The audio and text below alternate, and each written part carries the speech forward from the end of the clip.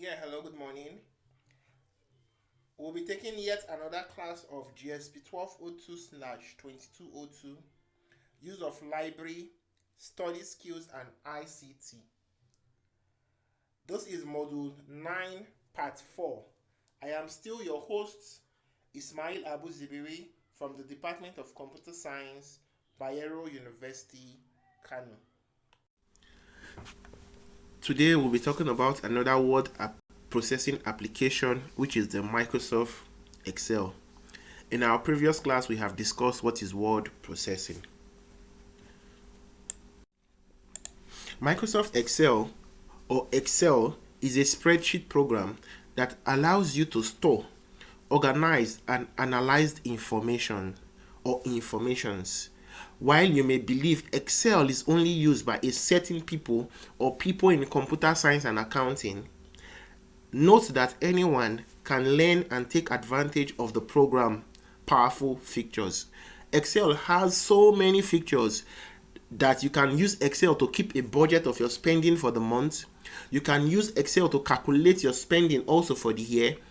Different organizations use Excel to train their log and know how much they are spending for the year. Also, lecturers use Excel in computation of results. These and many more are the features that you can get in Excel. Excel makes it easy to work with different types of data. When you think about data, Excel is the go-to place. For this class, we'll be making use of the Microsoft Excel 2016 edition. We have the 2010 edition, we have the 2013 edition, and a lot more. But for this class, I'll be teaching you with the 2016 edition. Note that whatever you are doing with this 2016 edition, you can do it with any of the previous edition. Now, to open the Microsoft Excel for the first time, the same way you can open your Microsoft Word, the same way you can open your Microsoft Excel. You click on your Start button, you search for Microsoft, and under Microsoft you see PowerPoint, Excel, and Co. Double click on the Excel and your new workbook would open. Your new workbook has a blank Excel spreadsheet. It also have, you can see the template, the different templates you can work with. But just go there, you see the blank document. You can click on the blank document and you can start your work on Excel. All you have to do is to click on it to open a new workbook. Outside opening a new workbook with Excel, you can also open a previous workbook if you have been working with Excel. How do you open a previous workbook? You go back to the file on the Microsoft Excel. The file is at the top left hand corner. When you click on it, it takes you to the backstage where you have your new, your open, your save as etc. When you click on open, it takes you to where you have all the Excel saved. You can go to where you have saved your Excel file and double click on it. Your previously saved Excel file would be open. As we have talked earlier on when we were dealing with Microsoft Word, we talked about templates. A template is a pre-designed spreadsheet you can use to create a workbook quickly. Templates often use custom formatting and predefined formula, so it saves you a lot of time when working with templates. You have lots of templates also on Excel that has your graph and also helps you with ease in analyzing data. Also, as we have said on our Microsoft Word, Microsoft Excel also have what is called a tabbed ribbon. When we mean a tabbed ribbon, we mean under each of the ribbon, there are other lots of functionalities under each of the ribbons. So when you click on any of the ribbons, you have lots and lots of functionalities you can do under them. And under your home, if you look at that place on the right hand side that is having red, if you click on the list edge on the right, it will bring up other features you can use that are attached to that ribbon. The ribbon contains multiple tabs, each which serves group of command or commands. And these commands can be used to complete most of the common tasks on Microsoft Excel. The quick access toolbar is located just above the ribbon, and it does lots of command. It helps you do a command very fast and very easy. It helps you to easily save, easily print, and do a lot of other things you want to do with your quickly do. It gives you access to command as fast as it can. That's what the quick access toolbar does. Located just above the ribbon is the quick access toolbar. This quick access toolbar helps in quickly saving. You can easily share. You can check for spellings and undo and redo. These and a lot more you can do with your quick access toolbar. It's just a tool which can help you in ease with doing some tasks like saving, undo, redo under Excel. The Tell Me box is a box where you can ask for anything, and the Microsoft Excel spreadsheet or the workbook would aid in that task. We ask this our own on the right hand side. We have a list of data. We want it to add a chart. It's now brought out different charts it can add. Do you want to add a bar chart? Do you want to add a column chart? Do you want to add a straight line chart? Or whatever chart you want to add. As long as it has the data there, we just have to highlight the data and add a chart automatically with the Tell Me features. We don't have to look for where the chart is. Automatically, we can click on this place and easily add the chart. Now to Excel workbook proper or worksheet proper. Every worksheet is made up of 1,000 or thousands of cells. And each of these cells, they are rectangle. Each of those rectangle box, it is what is called a cell. A cell is the intersection between the rows and the column. I believe we did graph in primary school. We know what is a line. We know what is a line, and we know how to work with. We know what a column and a row is since we've done graph in our primary school. Column are identified with A, B, C to the end of it, and rows are identified with number 1 to whatever number. And when we want to now call a cell, we don't just call it a cell. We give it the name of the row and the column. And when they meet together, it will now be the name of the column coming first, then the name of the row coming last. Example, where my cell is right now will be called column C5, not column 5C, not cell 5C, sorry, but cell C5. The name of the column always comes before the name of the row. So it's either A1, B2, C6, D7, or E99. That's how a cell is being named. Excel gives you the right to select both a single cell and multiple cells at the same time. When you are selecting a single cell, it's just cell. But when you are selecting a group of cells, it is known as a cell range. The cell range is separated by a semicolon. Example, on my right hand side, I have selected cell range A1 to F8. I can select any pattern I want to select, but the smallest letter comes first before the larger letter. So I can select from B1 semicolon or colon AMG32. That's how to select multiple colons on Excel, and it is called the cell range. On Microsoft Excel, the cell content can be any information. A cell content might be a number, might be a word, might be date of birth or calendar date, can be anything as long as it can be typed into it. It works on Microsoft Excel. The cell contents contain different ranges of different informations. So note that the cell content can be whatever we want to type on it. Also note that any content can be inserted on any cell. You just have to click on the cell that you want to insert a content and insert the content on it. To do that, click on the content and a line and a vertical line will be there, and you can type on whatever you want to type on the cell as long as you have clicked on the cell. Either being it a formula or whatever can be typed into a cell. As long as we can type content into a cell, we can also delete cells.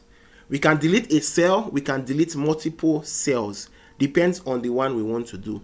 If I have typed a wrong information on a cell, I can click on the cell and click on backspace to delete the informations. I can also delete a row. To delete a row, I go to my number. When I get to the number 10, I would left click on it.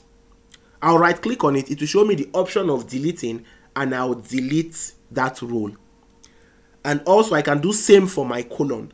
But note that when you delete the line 10, line 11 automatically moves its information to line 10, which is the row 10. Also, if I delete column C, column D information would automatically move its content to column C. This is how Excel works with deleting of informations. Excel allows you to do what is called a copy content. What this means is you can copy content on a cell or range of cells and take it to another cell in same workbook or another workbook and paste it there. To do this, you just have to Ctrl C the cells or cell you want to copy and go to where you want to work on it and paste it there where you need the information. Excel allows you to do this. For the copy, you can Ctrl C any information you want to copy and go to where you want to paste it and paste it there. Also, you can use the left click and you can use the right click and click on it. The paste will show and you can paste the information you want to paste there that you've copied. But note that on Excel, it gives you other options, because if you copy a formula from one location to another location, if you do the normal paste, it will not just paste there because there are some specific formulas there. Excel gives you a range. When you right click on it, it shows you, do you want to paste just content? It shows the next bar close to it is just for formulas and others. Excel gives you the right to do each and every one of these when you are pasting. Like the other word processing document and word processing applications like your Microsoft Word and others, Microsoft Excel also have formatting attributes. But for Microsoft Excel, it's a bit different from Microsoft Word because we have a cell that can contain content. What do you now do? How do you format an attribute when the content of the cell is much more than the space of the cell given to you? When you just type this information would exceed the cell space and only some part of the content will be shown. If you are faced with this kind of problem, the viewers of your Excel sheet will not be able to view what you are trying to show them. So how do you go about this? This is what is called, this problem is going to be solved with what is called the merge and center. Like I was saying, Excel has a unique button called the merge and center. The merge and center is just after the alignment button. After your alignment button on the, when we are teaching Microsoft Word, we talked about button to align to the left, right, and center. Just after that button on your Microsoft Excel is what is called the merge and center. Also, if you check the image here on this particular slide page, you see the merge and center button. Just highlight all the tabs, all the cells you want that you feel the information can contain. You select all of them, you go to the merge and center. The moment you click on it, it will merge all the cells together and every information you want to display would be displayed.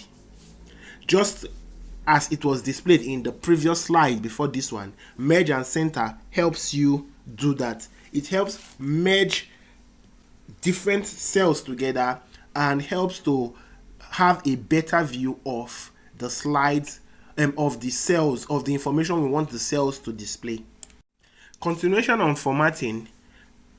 Like every other Microsoft Word and others, we can increase the font size. We can also change colors. We can change the font type, meaning the writings and all.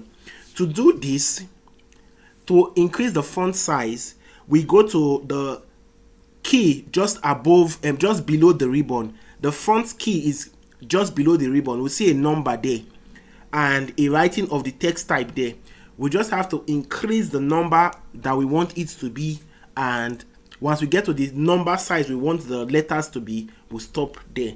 That way we can increase the font size. Also, we can also change the font color. To change the font color, we select the cell we want to modify the color. The key for the cell color is just close to the keys for the alignment. That's the key for the text color, is the key before the alignment. We click on it and we have various colors we can change our colors to.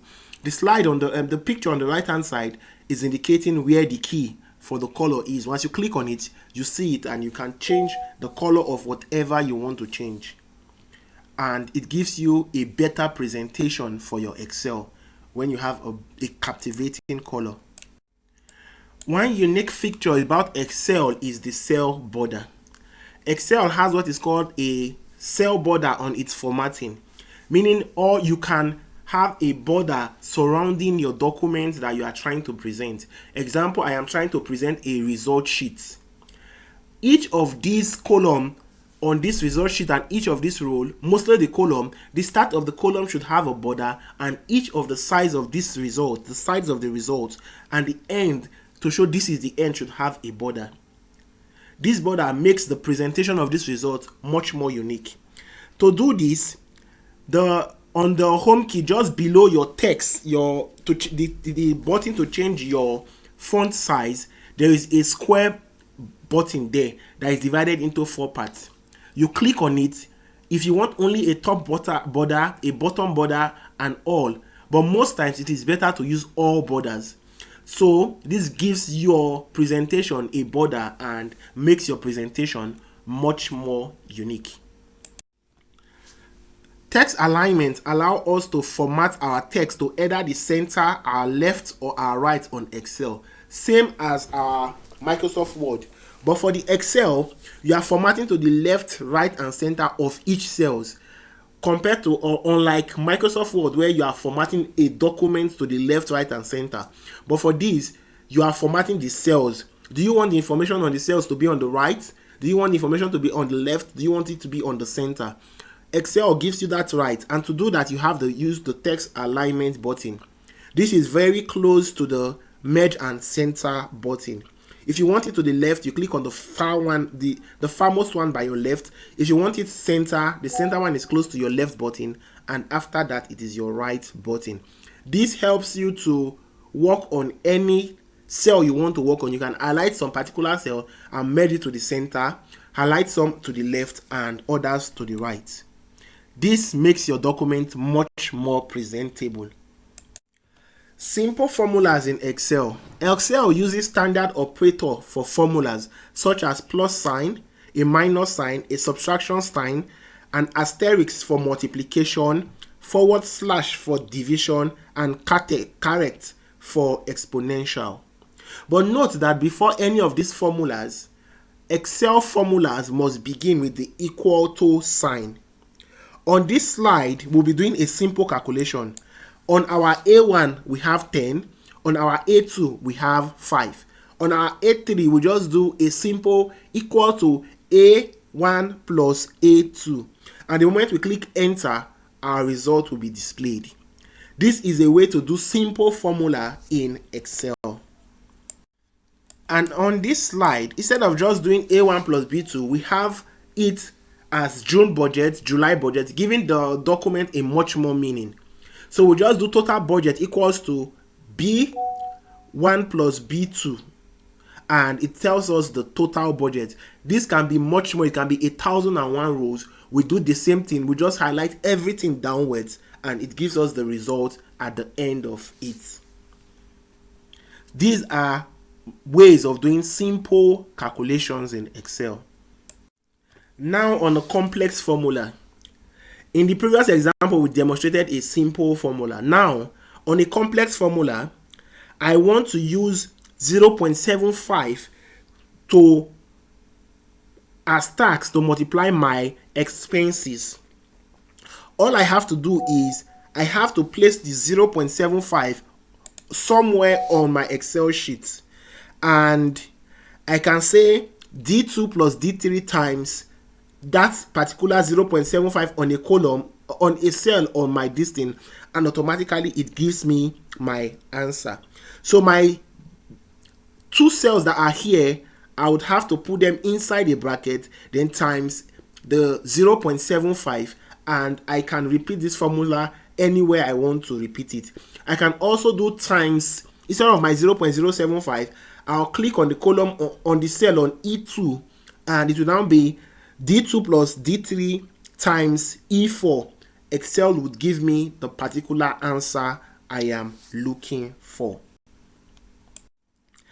Having gone through the different kind of formulas, we'll now talk about relative referencing, or the different types of referencing. By default, every cell reference are relative, meaning I can have a formula on my A and my D1 or D2, and the moment I drag my mouse down, the formula is repeated on every of the cells on that particular D column till it gets to D12. When I do that, when I drag it down and all the formulas is repeated continuously, it is called relative referencing. Having known what relative referencing is, the next we'll be talking about is absolute referencing. There are many times I don't want the formula to change. I don't want it to go to first column, first cell D2 plus E2, second cell D2 plus E2, like that. There are times I want something unique or a formula to affect all the rows. How do I do this? It is done with what is called absolute referencing. To pin something to it, you have to use a $ before the row and the column. If the $ is before the row, meaning I don't want what is on this row to change, and if it's before the column, I am trying to say I don't want what is on the column to change. We'll understand better absolute referencing on our next slide. More on absolute referencing. This is an example. I have a formula 7.5% on my E1. That is my tax. And I want my tax to affect all the columns on sales. I want to tax every company that has bought from me. I want 7.5% of my price to become my tax. So what do I do? If I am using absolute referencing, if I'm going from E1, the moment I go to the next one, it will be E2, D2, like that to the end, to E13. But no, I want just one formula on E1 to be on each row, and on my D, on my column D. What I do, I'll do equal B3 times C3, bracket open and close, then times $ my E1, my $ E $1.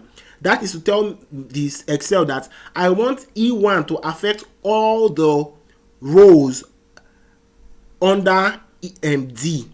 So by that, E1, which is the 7.5%, will go through all the columns, all the row in column D. At the end, we'll now have our answers. You can practice this, populate your cell, give it a price and a quantity, then do absolute referencing and see how it goes. Send the result to your friends. Thank you very much. If there's any question, you can send me an email and I'll respond to it. Thank you very much, and we'll continue from here on our next class.